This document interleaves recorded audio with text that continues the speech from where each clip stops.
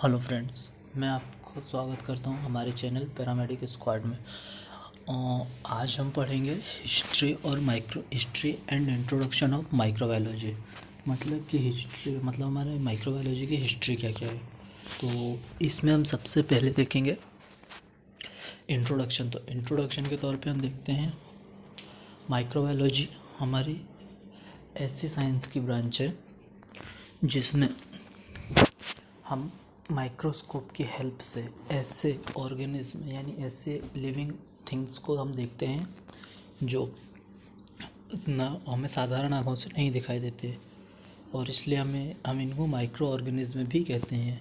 ये हमारे ऑर्गेनिज्म हैं fungi, protozoa, virus, bacteria. Microbiology को हम 4 इराज में डिवाइड करते हैं। तो 4 इरा में हमारे मेन कौन कौन से हैं? पहला डिस्कवरी इरा, दूसरा ट्रांजिशन इरा, तीसरा गोल्डन इरा और चौथा मॉडर्न इरा। आगे हम देखते हैं अब इसके इराज के बारे में। इराज में कौन कौन से साइंटिस्ट हुए थे। तो सबसे पहले डिस्कवरी इरा। डिस्कवरी इरा में हमारा अरस्तु सबसे पहले साइंटिस्ट हुए। अरस्तु जो ये बिलीव करते थे कि जो लिविंग थिंग्स हैं वो नॉन लिविंग थिंग्स से बने हुए हैं। फिर उसके बाद आए Antony von Leeuwenhoek. Antony von Leeuwenhoek को हम बैक्टीरियोलॉजी, प्रोटोजोलॉजी और माइक्रोबायोलॉजी तीनों का फादर बोलते हैं। अब उसके बाद उन्होंने क्या देखा? इन्होंने बैक्टीरिया और प्रोटोजोआ को एनिमलक्यूल्स नाम दिया। फिर इसके बाद आए रॉगन बेकॉन। रॉगन बेकॉन इन्होंने ये देखा कि जो डिसीज़ है वो जर्म यानी बैक्टीरिया या वायरस या माइक्रो ऑर्गेनिज्म से होती है। अब हम देखते हैं स्पॉन्टेनियस जनरेशन। स्पॉन्टेनियस जनरेशन क्या है? ये एक ऐसा फिनोमेना है जिसमें हम ये देखते हैं कि जो लिविंग थिंग्स हैं वो नॉन लिविंग थिंग्स से मिलकर बने हुए हैं। इसको सबसे पहले अरस्तु ने खोजा था, और ये इसको फिर 2000 साल तक बाद में बदला भी नहीं गया। और ये हमें मतलब लाइफ के स्टार्टिंग फॉर्म्स के बारे में बताता है।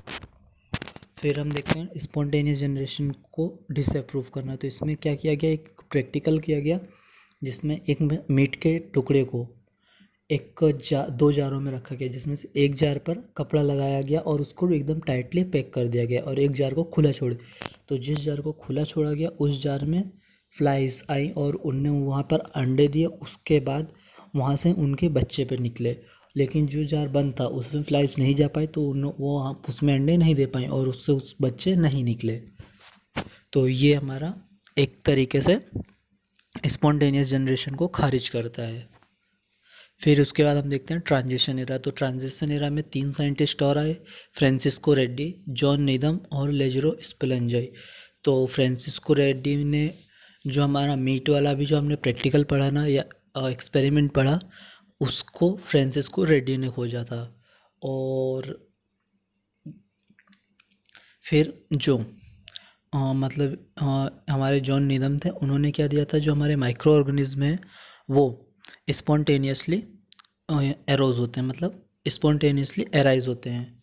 और इन्होंने कॉर्क फ्लास्क को कॉर्क से कवर्ड किया और उसके बाद भी माइक्रोब्स अपीयर हुए। इसके बाद जो हमारे लेजरो स्प्लेंजी, इन्होंने कल्चर मीडियम की खोज की। जो हमारे एयर कैरिड माइक्रो ऑर्गेनिज्म हैं उन्हें हम कल्चर मीडियम के थ्रू ग्रो कर सकते हैं। फिर हम देखते हैं गोल्डन एरा। तो गोल्डन एरा में फिर 3 साइंटिस्ट आए। पहला जॉन टिंडेल, उसके बाद लॉर्ड जोसेफ लिस्टर, और तीसरा है हमारा फेने एलिस्थिमस हेसे।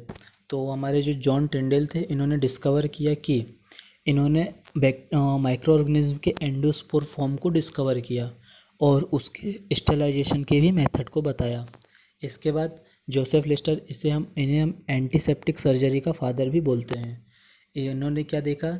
इन्होंने वुंड इन्फेक्शन, इन्होंने जो हमारे वुंड इन्फेक्शन होते हैं ना, उनके बारे में खोज की कि वो माइक्रो ऑर्गेनिज्म के द्वारा होता है।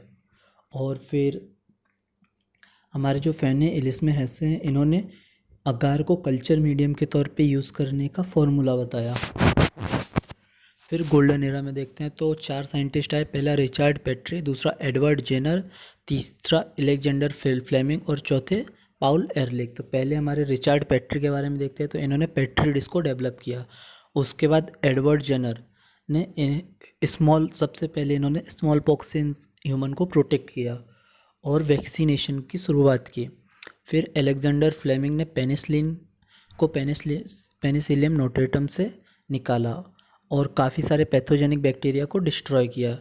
फिर पाउल एरलिख ने सिफिलिस के ट्रीटमेंट को खोजा और टॉक्सिन और एंटी टॉक्सिन के क्वांटिटेटिव टर्म की स्टडी की। फिर हमारे लुईस पास्चर आते हैं। तो लुईस पास्चर को हम फादर ऑफ मेडिकल माइक्रोबायोलॉजी भी बोलते हैं। इन्होंने हमारा स्वानेक्स प्लास का जो हमारे स्वानेक्स प्लास का एक्सपेरिमेंट है उसको किया। और इसके बाद इन्होंने काफ़ी सारे और भी डिस्कवरीज की जिसमें इन्होंने सबसे पहले तो जो हमारा स्पॉन्टेनियस जनरेशन की थ्योरी थी उसको डिसअप्रूव किया। फिर इन्होंने सिल्कवॉर्म जो डिसीज़ होती है वो उसके प्रोटोजोन पैरासाइट को बताया और इन्होंने अटेन्यूएटेड वैक्सीन को डेवलप किया। इन्होंने एंथ्रेक्स के वैक्सीन को भी डेवलप किया। फिर हमारे रॉबर्ट कोच ने जिलेटिन को सॉलिड मीडियम के तौर पे प्रिपेयर किया और ये आइडियल नहीं था। फिर जिलेटिन क्या होता है? प्रोटीन होता है जो बहुत सारे बैक्टीरिया के द्वारा डाइजेस्ट कर लिया जाता है और प्रोटियोलाइटिक एक्सोएंजाइम जिलेटिनेज जो इसको हाइड्रोलेज कर देता है, उसको प्रोटीन से अमीनो एसिड में हाइड्रोलेज कर देता है जो मेल्ट हो जाता है जब टेम्परेचर 25 डिग्री सेंटीग्रेड से ज़्यादा होता है। इन्होंने बैक्टीरियाज़ के डिसीज़ के रोल को डेमोन्स्ट्रेट किया।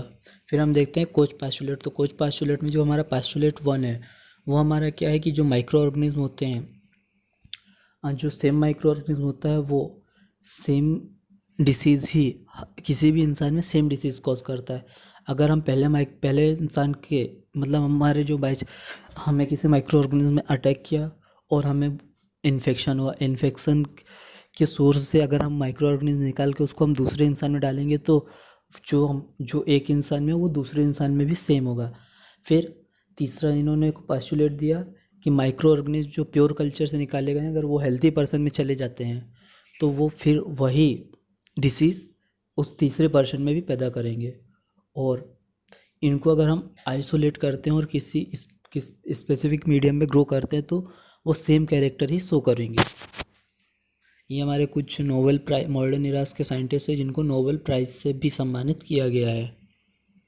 और आज का हम टॉपिक यहीं पर ख़त्म करते हैं। आपको अगर हमारा वीडियो पसंद आया हो तो इसको लाइक करिए, हमारे चैनल को आप सब्सक्राइब करिए, साथ ही बेल आइकन भी दबाइए ताकि आपको हमारे जो वीडियोस हैं वो सबसे पहले मिल सकें। उसके बाद अगर आप पसंद करें इस वीडियो को तो शेयर भी करिए।